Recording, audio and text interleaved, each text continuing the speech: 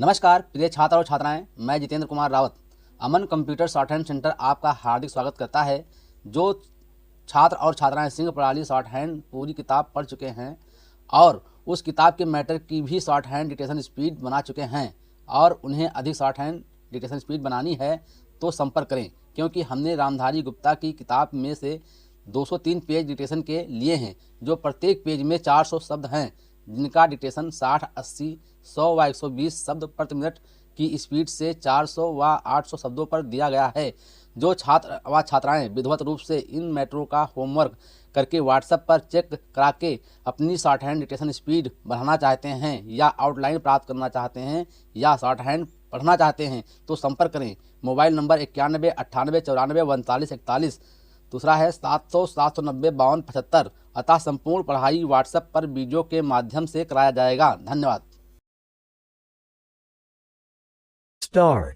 महोदय, जब तक हिंदी भाषी हिंदी को हृदय से स्वीकार नहीं करते तब तक वह राष्ट्रभाषा का स्थान नहीं पा सकती, और ये तभी हो सकता है जब वे ये समझें कि इसमें उनका भी योगदान है और उन्होंने इससे केवल लिया ही नहीं बल्कि इसे कुछ दिया भी है और उन पर कोई दूसरी भाषा लादी नहीं गई है, बल्कि यह उनकी ही भाषा है।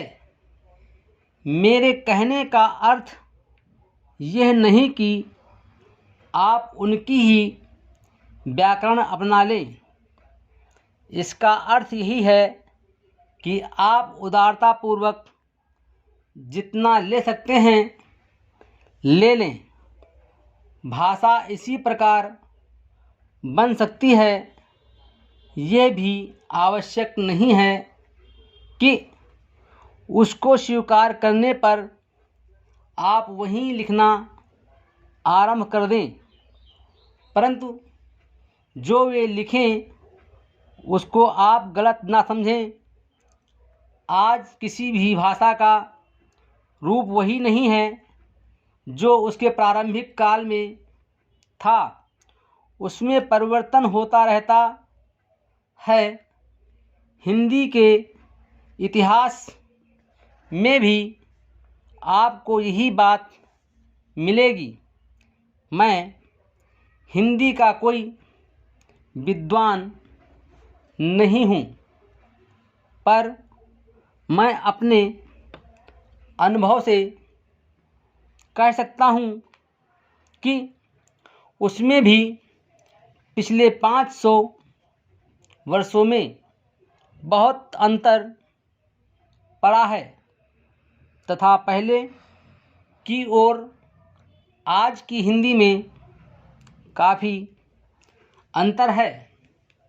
इसलिए नवयुग में जब वह देश की भाषा बनने जा रही है तो उसमें थोड़ा अंतर करना भी पड़े तो वो स्वीकार कर लेना चाहिए, जिससे उसका अन्य प्रदेशों के लोगों के साथ मेल बैठ जाए। कई अहिंदी भाषी लोगों ने भी हिंदी की काफ़ी सेवा की है। आपके राज्यपाल महोदय अहिंदी भाषी हैं और इन्होंने अपनी भाषा की बड़ी सेवा की है।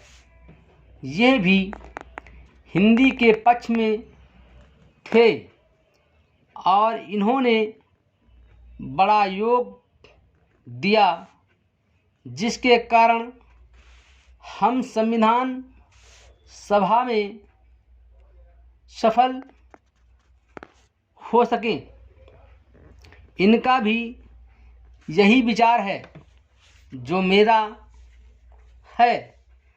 मैं चाहता हूँ कि इनको भी हिंदी की सेवा करने का अवसर दिया जाना चाहिए। उसका फल हिंदी के लिए और देश के लिए अच्छा ही होगा।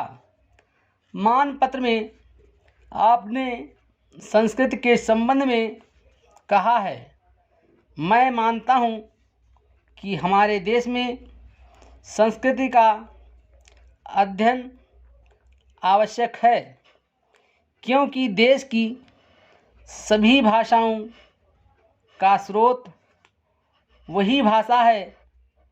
संस्कृत से हमारा संबंध अटूट है। इसकी पढ़ाई लिखाई कम हो गई है, यह हमारे लिए दुख की बात है।